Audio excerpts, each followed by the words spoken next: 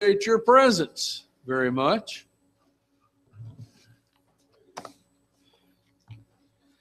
We try to translate these services into Spanish. If you hear better in Spanish, they will be translated that way through a hearing device. You might, if you don't have one, if you'll raise a hand, somebody will try to help you get one. And if you don't have a Spanish Bible, we will provide you with one of those so that you can follow along with the study this morning.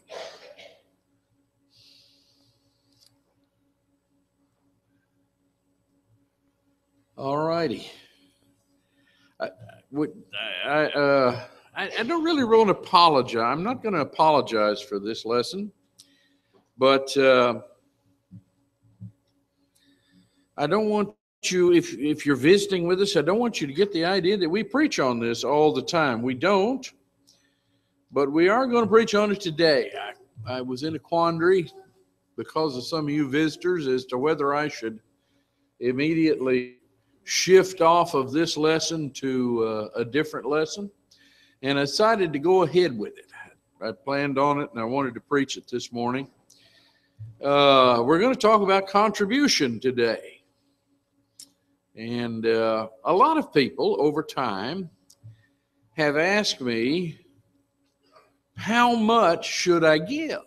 And it is, for a sincere Christian, that's a real question. How much should I give? I have so much income.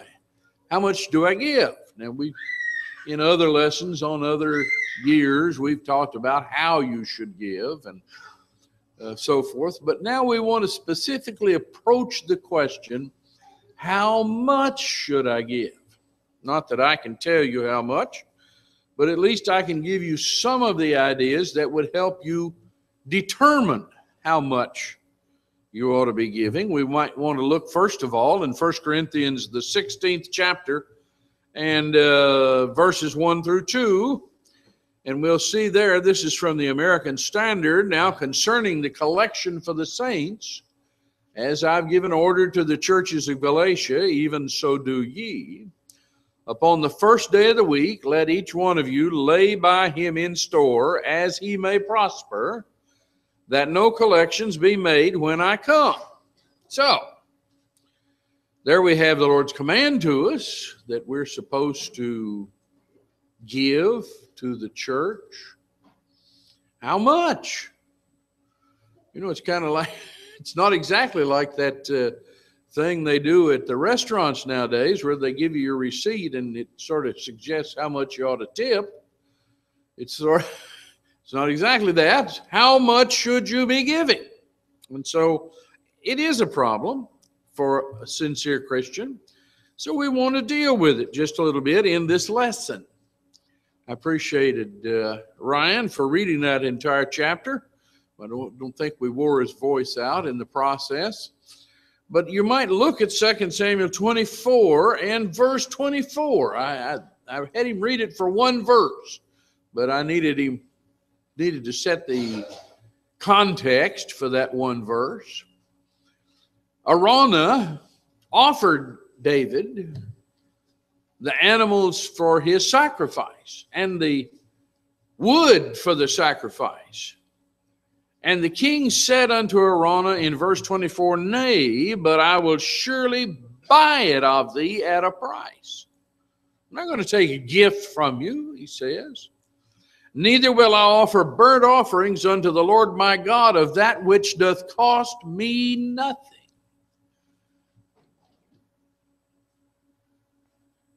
We always make fun of Nathaniel because he's a terrible regifter. We'll be there at some occasion, a birthday or, holidays or whatever, and we'll give him a gift card. And knowing Nathaniel, there's someone always, probably 10 or 12 of us, that he didn't think to buy anything for. And so he's been known to say, thank you very much for your gift card, and hand it over to somebody else. Well, that's basically what David's saying here. He's offered the sacrifice by Araunah and said, here, I'll give it to you. David said, no, I won't give to the Lord that which costs me nothing.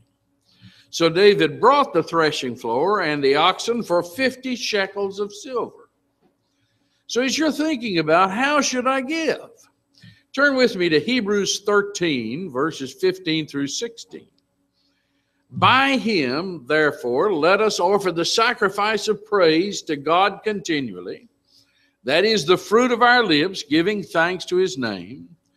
But to do good and to communicate, forget not. And that word communicate is the word I want you to look at. Now, I believe those two or three previous ideas that he mentions there, he mentions the sacrifice of praise to God, that is our song. He mentions the doing of good, various acts of benevolence. And he mentions communicate. To communicate, forget not, for with such sacrifices God is well pleased. And so very really, you've got to ask yourself, before you begin thinking about contributing, you need to think, is it a sacrifice? You know, so many people just sort of give spare change. There's no sacrifice. It's just, I'm either going to throw this away on the ground somewhere or forget about it or put it in a jar at home or whatever, but there's no real sense of sacrifice to it. Now, the word communicate there is the word koinonia, and it means fellowship or association or community or communion or joint participation. Especially down here, you might look at that third definition. It is a gift jointly contributed, a collection, a contribution, as exhibiting an embodiment and proof of fellowship. So when we have fellowship, we give. That's one of the things we do to have fellowship with one another. And it ought to be a sacrifice. We ought to regard it as a sacrifice offered to God. Now, you might think about those things just a little bit as you think about the idea of sacrifice. I stuck something in here I'm looking for. Which, did I save that? I was busy studying it. Yes. Well, we'll look at that later. Where is that other passage? I'm sure you're being patient out there with me as I put this in at the last minute this morning. I tell you what, we'll read it. If you'll open up with me to Malachi. Here I want you to notice the book of Malachi as we're thinking about. I thought I stuck this in, but sometimes I don't get it done in my notes, especially last minute. I want you to turn to Malachi, the first chapter. Malachi, in case you're looking for it, it's the last book in the Old Testament. Here he says, in verse 6 is where we're going to start reading, a son honors his father, and a servant his master. Then if I am a father, where is my honor? And if I am a master, where is my respect? Says the Lord of hosts to you, O priests who despise my name. But you say, how have we despised your name? You are presenting defiled food upon my altar. But you say, have we defiled you? Is that in that you say the table of the Lord is to be despised? But when you present the blind for sacrifice, is it not evil? They would bring for sacrifice the old animals that were going to die anyway, roadkill. And when you present the lame and sick, is it not evil? Why not offer it to your governor, Mr. Pence, or maybe the president? Would he be pleased with you, or would he receive you kindly, says the Lord of hosts?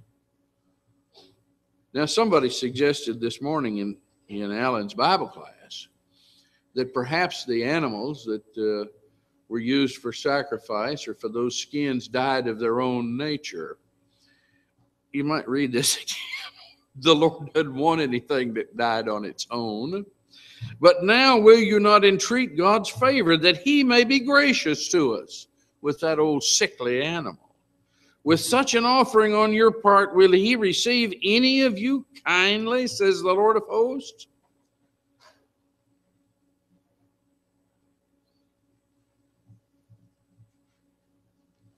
I could read on in that first chapter, but that's enough. And so perhaps you see the point that I'm trying to make in this first point as I try to determine how do I contribute? How much do I contribute? Well, first of all, you need to think, is it a sacrifice? And if it's a sacrifice, I give my best. We sing a song every now and then, give of your best to the master. You just don't give the old filth that after I've done everything I want, I've got, a few nickels left. I'll give you that, Lord. I didn't need it too much. But there's another couple of ideas that we can think about. An example is a way to teach. And you need to see some of the examples that around you that you're aware of. There's a bunch of them, One of the examples in the Old Testament. In the Old Testament, they were commanded to tithe. Now, that means they were commanded to give 10% of their income to the Lord. Now, the New Testament does not contain such a command. It tells us, as we read a moment ago in 1 Corinthians 16, to give as we've been prospered without a physical amount. But we do notice a couple of thoughts about this that we need to notice. In Leviticus 27 and verse 32, concerning the tithe of the herd or of the flock, even of whatsoever passeth under the rod, the 10th shall be holy unto the Lord. What they did was they would, every spring or at some point in the year, they would run their herd through a chute and they would count. And every 10th animal belonged to God. He shall not search whether it be good or bad. You don't get just to run every 10th animal is a bad animal. Neither shall he change it. Well, that 10th one was a really good one here. I think I got one that's not quite so good. And if he change it at all, then both it and the change thereof shall be holy. If you're going to try to change it, give me both of them. Oh, it shall not be redeemed. Now, my point in that, saying that to you is this, that these people in the Old Testament were commanded to give of the gross. Oops. The gross. It's real easy to figure, well, I got all these bills. I got my rent. I got my mortgage. I've got my car. I got to buy food. And I got to pay this. And I need my entertainment, blah, blah, blah, blah, blah. And I've got maybe $5 left, and I'll give 10% of that to the Lord. Here's your 50 cents, Lord. Oh, no. They didn't get to do it that way. That's net. For those of you who take, that what little accounting I learned sort of the difference between gross and net. Gross is, how much did you make? How many animals did you have? You give every 10th one to the Lord. That's gross. So that's an example. No, the New Testament does not say you must give 10% of your gross to the Lord, but it's an example. And the Lord does encourage us, warn us that we ought to be a little bit considerate of this. He says that we ought to do better than the Jews did over in the Sermon on the Mount. He speaks to us fairly clearly on that subject. He says, except your righteousness, that's in chapter 5 and verse 20. Except your righteousness shall exceed the righteousness of the scribes and Pharisees, you shall in no case enter into the kingdom of God. Not just talking about contribution, talking about a lot of things. But as I'm trying to decide, how much should I give? Here's an example. You might think of it as an example. Maybe I need to be careful. Government, our government taxes us. Most of you are probably aware of that, especially along about April when you have to file your taxes. And the average taxation, I looked this up. Ooh, I did a little research. Average taxation, of course, depends on your level of income, is from about 15% of your income up to about, 30%, 25, 30% of your income. Average, roughly 20%. So you and I are you are happy about supporting your government, aren't you? Right. We're giving to the government 20% of what we make every year, every week. And that's our average household income. I'm sorry if you're giving more than that, or I'm happy for you if you're giving. I guess I'm happy for you if you're able to give less than that. But there it is. There's an example for you. You're willing to give the government 20% of your income. You may not be willing, but you do. And the average household income in the U.S. is about $43,000. Again, I'm sorry if you don't make that much. And I'm happy for you if you make a lot more than that. So, do the math. Do the math.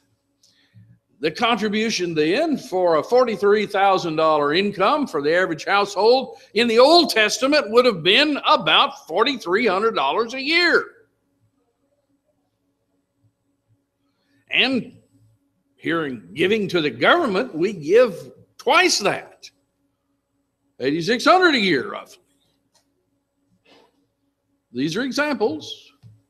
Not telling you you've got to give that much, but it's examples. Matthew 5:20 we just read, except your righteousness shall exceed the righteousness of the scribes and Pharisees, you shall in no case enter into the kingdom of heaven. Can you do better than they did in the Old Testament? Should I do better than they did? And should I at least? Matthew 22:21 says, then saith he unto them, render unto Caesar the things which are Caesar's. We're going to give that 20% to the government. We should. And unto God the things that are God's. Think about it. You're trying to decide how much should I give. There's some examples for you. But think about some other things. What are my assets? You know, there's a lot of people. We got a lot of stuff. What are our assets? You might think about that just a little bit. What ability could I be thoughtful about? Look over with me in Acts 11. Here I want you to notice verse 29. He says over here in this place, he says, therefore came unto you without... Is that what I want? No, Acts 11. I'll get to the right place in a minute. 29. He says here, then the disciples, every man according to his ability, determined to send relief unto the brethren which dwelt in Judea. And so, what's your ability? You know, all of you guys, at least especially you young ones, some of you older ones, you faced this at one point in your life. You said, hey, I want to make good money. And so I'm going to prepare myself. And so you went out and you went to college, right? Went to college, didn't you, Kevin? You're in college. I know you are. So are you. Alan back there went to college. Gary, several of you. Some of you went to training schools. You got training and you started making a bushel of money way before these people ever got out of college. but you spent some time as an apprentice or something like that in a training program. What was the cost of that education and that preparation? That's an asset you have or will have someday. You'll be a nurse, you'll be a business manager, you'll be a computer whiz, you'll be an electrician, you'll be an engineer, you'll be a teacher,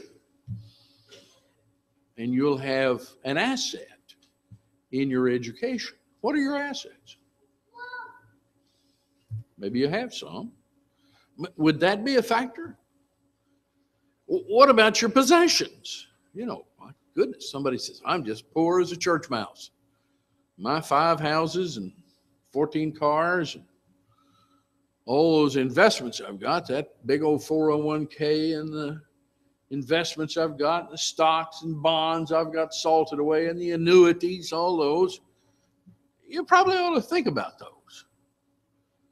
And that inheritance from your maiden Aunt Bertha, who left you that $500,000. There it sits. What are my assets? That's a simple question. What's your possessions?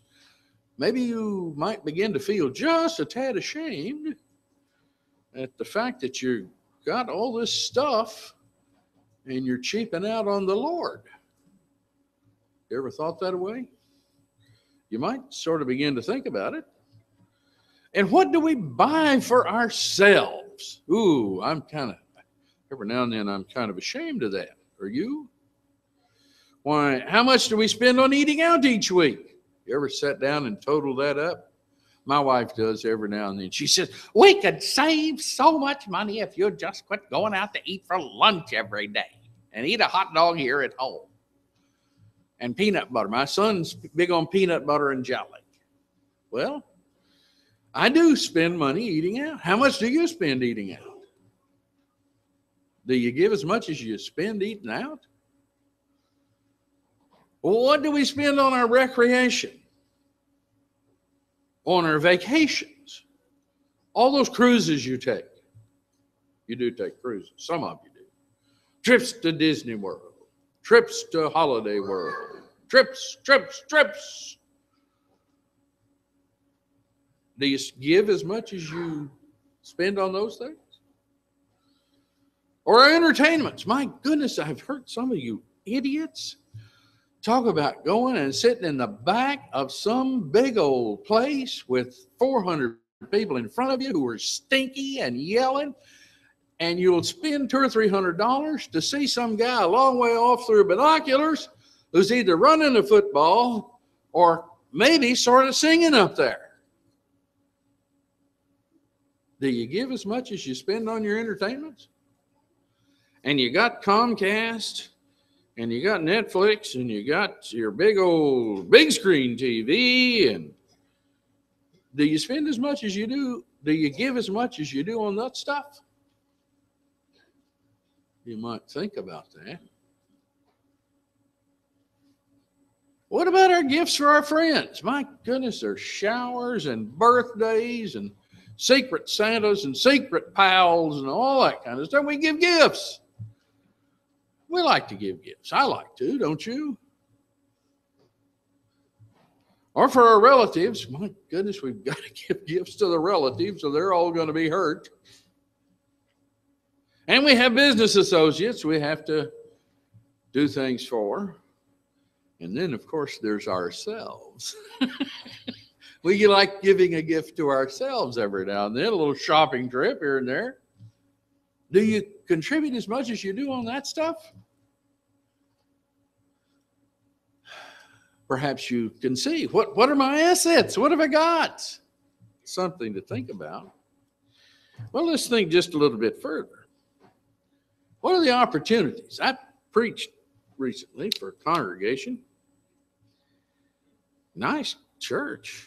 They had $300,000 in their bank account. Now, just between you and me, I am not desperately inclined to contribute to a bunch that has a pile like that sitting there unused. I understand that church needs a little bit of a sort of a backlog in case of emergencies. We all want that furnace and the air conditioner to work, right? And maybe I want that overhead projector to work personally, but $300,000, I'm not sure I'm going to desperately feel compelled to contribute to that. I don't know about you, but that's just sort of my feelings. So, as you think about opportunities, you need to consider. In Galatians 6 and verse 10, as we have opportunity. Do you have opportunities? Some people, my goodness, you're locked in the closet and you just can't do too much. You just can't do too much. There's just no opportunity. I don't know anybody. I don't see anybody. I don't know what to do. I don't have anything. Let us do good unto all, especially to them who are of the household, as you have opportunity. Do you have opportunity? Church where you're a member of, is there some opportunity to do good? Maybe it's an opportunity to preach the gospel. In 1 Corinthians 9, verse 14. Even so hath the Lord ordained that they that which preach the gospel should live of the gospel. We had a fellow here just 2 weeks ago. Put your feet down there, girl. Put your feet down. We had an opportunity this week to hear a fellow from Uganda. If you need suggestions, I can suggest a lot of gospel preachers who are desperate for funds. The church here would love to support such, and we've got one right now, sits back there. Brother Pong would like to be doing more, like to be supported better than he is. Church doing all they can. Is there opportunity to preach the gospel more than we're doing? Sure. Big opportunities. But in addition, we have to maintain the facility. Our parking lot was about to fall in out there on us. Some of those cracks in the concrete or in the, little children could disappear down some of those, kind of like they did in the Old Testament. The ground was going to open up. And so in Proverbs 24, I went by the field of the slothful and by the vineyard of the man void of understanding. We don't want people to think that we're slobs. We want to take care of the property, mow the grass, and paint the place, sort of look decent. Lo, it was all grown over with thorns and nettles and covered the face thereof, and the stone wall thereof was broken down. I saw and considered it well. I looked upon it and received instruction, a little sleep, a little slumber, a little of the folding of the hands to sleep. I think Bill announced this morning, we got some new light bulbs. They're expensive. The problem is we're all getting older. And winter's coming on. And there's not going to be much light coming through those windows. And most of us are functionally getting blind. We need all the light we can get. So are we going to look like, we can't afford electric bills? Going to sit here in the dark? No. You got to maintain some facility, just like you have to maintain your house. Well, are there Christians that are in need? Is there opportunities? In Romans 12, verse 13, distributing to the necessity of the saints. There's an opportunity. Are there people in need, Christians in need? And from time to time in this church, over the last few years, we've had quite a bit of that. In chapter 15, verse 26, it hath pleased them of Macedonia and Achaia to make a certain contribution for the poor saints which are at Jerusalem. I want you to turn to an Old Testament passage, this in the book of Haggai. In chapter 1 of Haggai, he says, and we're going to start reading about verse 4. Is it time for you, O ye, to dwell in your sealed houses, and this house lie waste? Now therefore thus saith the Lord of hosts, consider your ways. You've sown much, bring in little. You eat, but you have not enough. You drink, but you're not filled with drink. You clothe you, but there's none warm. And he that earneth wages to put it into a bag with holes. Thus saith the Lord of hosts, consider your ways. Go up to the mountain and bring wood and build the house. This was the temple. And I'll take pleasure in it, and I'll be glorified. You looked for much, and lo, it came to little. When you brought it home, I did blow upon it. Why, saith the Lord of hosts? Because of mine house that lieth away, that is waste. You run every man unto his own house. Therefore the heaven over you is stayed from dew, and the earth is stayed from her fruit. And I call for a drought upon the land, and upon the mountains, upon the corn, upon the new wine, on the oil, and on that which is the ground supplieth.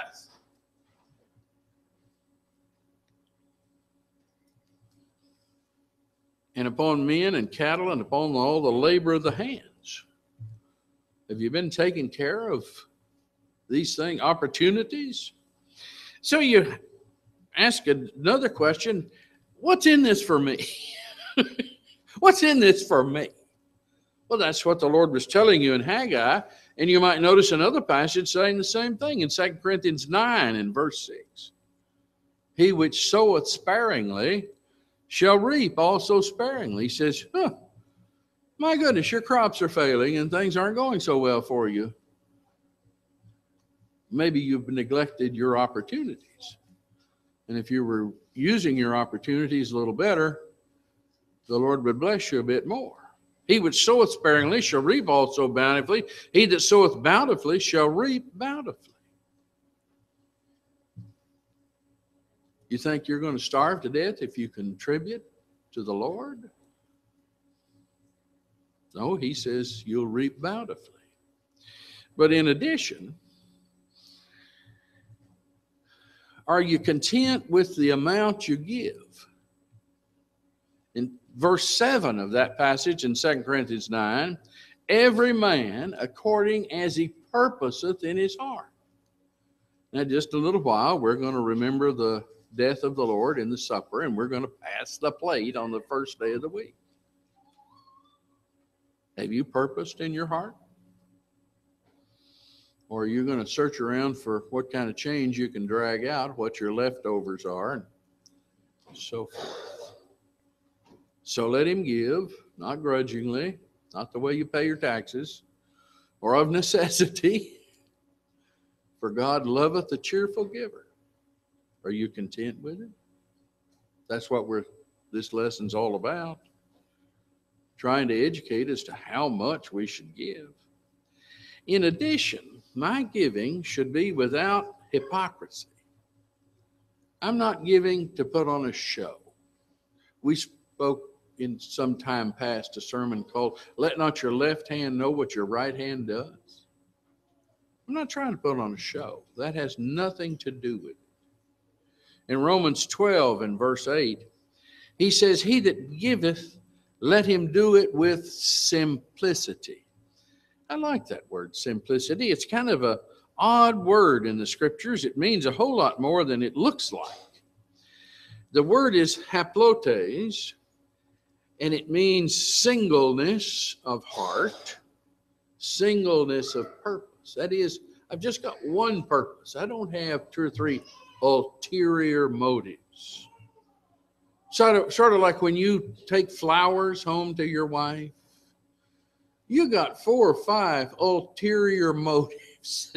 You're not just being generous and I think flowers will beautify the room, dear. Ha, ha, ha. You've got about a list of ulterior motives here. There's some hypocrisy going on. The Lord says he expects singleness of heart. Other definitions are he's the virtue, that it's sincerity or mental honesty, the virtue of one who is free from pretense and hypocrisy. That is, it is not self-seeking, openness of heart manifesting itself generously. And so that singleness of purpose should be rewarding to us. He that giveth, let him do it with simplicity and an appreciation for what God has done for me. What has He done for you? You can't pay Him enough. You can't pay Him enough. I've seen people where I would give them a gift and they'd say, oh, you're not going to get away with that. I'm going to give you a gift back. You can't do that with the Lord. You can't stay even with Him. He's way ahead of you. You'll never catch up. And so all you can do is tell Him you appreciate it by your contribution, whatever it is. Well, finally, the first thing that you and I ought to do as Christians is to give ourselves. You know, if you've given yourself to the Lord, the other decision we've been talking about is how much to give. Oh, that's so easy. It's not hard. You don't have to study it with great diligence and difficulty if first you have given yourself. Moreover, brethren, we make known to you the grace of God which hath been given in the churches of Macedonia, how that in much proof of affliction the abundance of their joy and their deep poverty abounded unto the riches of their liberality. By the way, that's that same word that was singleness of heart. Their liberality. They just had one view in mind. For according to their power, I bear witness, yea, and beyond their power, they gave of their own accord, beseeching us with much entreaty in regard of this grace and the fellowship in the ministering to the saints, and this, not as we had hoped, but first they gave their own selves to the Lord and to us through the will of God. Now, you may have come here this morning without a dime in your pocket. The Lord doesn't really care how much you have. He really doesn't care how much you give. That's for you. That's for you. You may not be able to give anything, but if you'll first give yourself, that's what He cares about.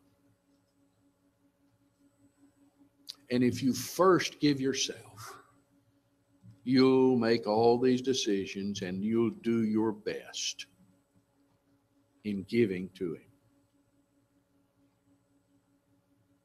And so, this morning, we ask you, if you haven't given yourself, to start off with